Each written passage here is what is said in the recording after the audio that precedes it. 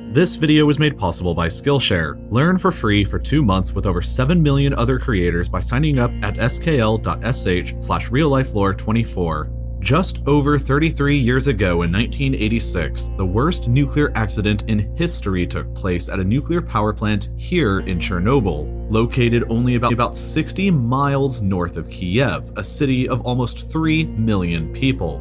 During a late-night safety test, a combination of critical reactor design flaws and human error built up to cause a massive steam explosion in nuclear reactor 4 of the power plant, which caused an open-air graphite fire. Over 400 times the amount of radiation released by the Hiroshima bomb was unleashed into the atmosphere by the accident, and a radioactive cloud spread over the entire European continent, contaminating places as far away as the United Kingdom. But the vast majority of the radiation affected the communities immediately surrounding the power plant at Chernobyl. The radiation was so intense in certain parts of the reactor building following the explosion that an unprotected worker could receive a fatal dose in less than a minute. Over the coming days and weeks, 134 servicemen who responded to the fire heroically were hospitalized for acute radiation syndrome, or ARS, of whom 28 firemen and operators died within months. The Soviet army then began establishing the Chernobyl exclusion zone, forbidding any civilians from entering within a 30-kilometer radius around the exposed reactor that was the most severely contaminated area, and evacuating everybody inside. This zone still exists in Ukraine today and is roughly the same size as Luxembourg. It was once home to 120,000 people across cities like Pripyat and Chernobyl, but it's been almost entirely uninhabited now for over 30 years. Today, exactly 197 people still choose to live inside of the exclusion zone for whatever reason. But it's not as dangerous today as it used to be. The radiation levels are significantly less than what they could have been thanks to the efforts of the Chernobyl liquidators back in 1986. The Soviet government called up on 600,000 people to come in and work cleaning the zone up after the disaster. It was no stretch to say that the Reactor 4 building was the most dangerous place to be at in the entire world in 1986. But that didn't stop the liquidators from constructing the sarcophagus, a giant concrete and steel tomb to lock away the most dangerous place in the world forever. The sarcophagus entombed over 200 tons of highly radioactive corium lava, 30 tons of highly contaminated dust, and 16 tons of exposed uranium and plutonium. By the time that the core was sealed away inside, over 26 days worth of additional natural background radiation had already been unleashed onto the planet. There was only one problem though. The sarcophagus wasn't designed to last forever, it was only designed to last for 30 years until 2016. The liquidators had constructed the sarcophagus in as quickly a time as possible in order to minimize their own exposure and the world's exposure to the radioactive poison inside. And as a result, the building was pretty shoddy, and this is partially why Chernobyl still poses a massive problem today. Repairing the sarcophagus from the inside is considered to be impossible because the radiation levels inside are still estimated to be as high as 10,000 roentgens per hour. That is enough to kill you if you step inside for just 3 minutes, and enough to fry any robot.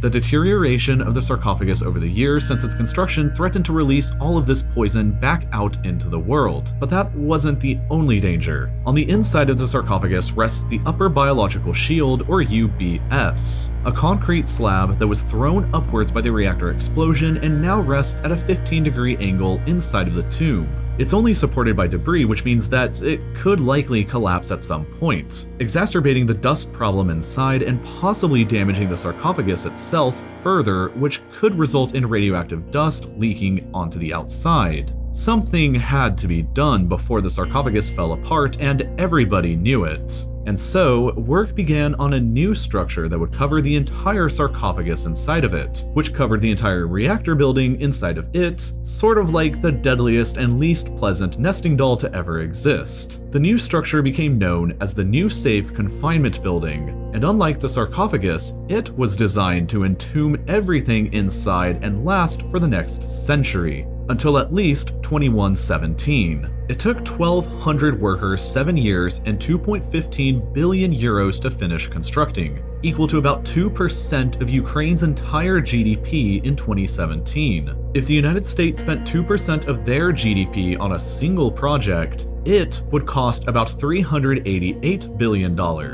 As the biggest movable structure ever built, the new safe confinement was finished in 2016 and slowly rolled into place over the old unstable sarcophagus and reactor building over a period of 2 weeks, hopefully trapping the nightmare inside forever. About 3,000 people currently work inside and around the building today as they work to dismantle the unstable sarcophagus and eventually remove the tons of dangerous radioactive material inside of it for a safe burial somewhere else. There is no time estimate for how long this process is going to take, but it likely will last for at least a decade or more. It's still potentially highly dangerous, and workers are required to carry dosimeters to keep track of their radiation exposure at all times. If a worker's annual limit is ever reached, their site access is cancelled and they're banned from returning. The annual limit can be reached by spending just 12 minutes above the roof of the 1986 sarcophagus or a few hours around its chimney.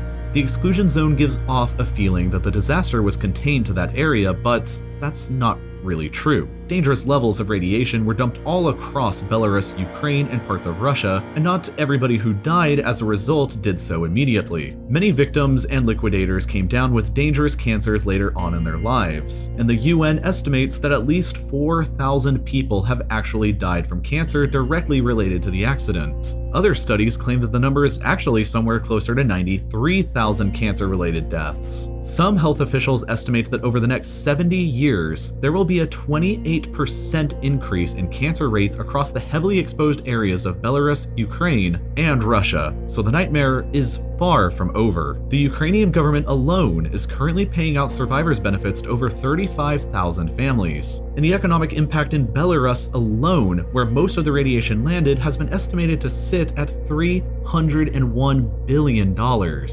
More than 5 times the annual GDP of Belarus. The total cost of the disaster has been estimated to be at least $355 billion, but that was back in 2009, so that doesn't factor in any additional costs in the decades since. Considering for a moment that the 2011 Japan earthquake and tsunami and subsequent nuclear disaster at Fukushima is the most expensive disaster that's been properly calculated at a staggering $411 billion, it's likely that if the ongoing costs of Chernobyl were properly calculated up to today, it would probably steal that #1 spot. Despite a weird tourism boom to the area around the disaster in recent years, the long-lasting effects of cancer and the ongoing confinement and demolition work at the reactor itself means that Chernobyl is still a global problem and it isn't over yet. It will still be anywhere between 20 and several hundred years depending on the source you take until the area around Chernobyl is completely safe to live around permanently again.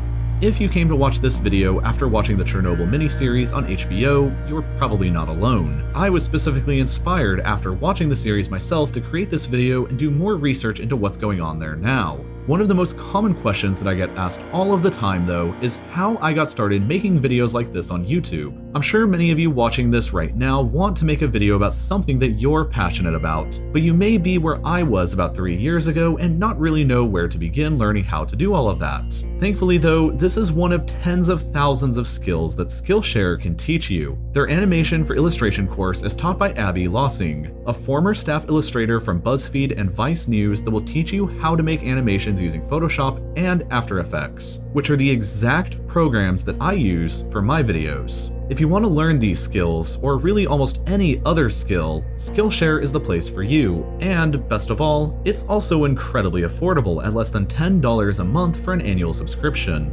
But you can learn for free for 2 entire months right now by checking out the link in the description at skl.sh/RealLifeLore24. Go ahead and check out Skillshare. They've been a great supporter of Real Life Lore now for years, and thank you for watching.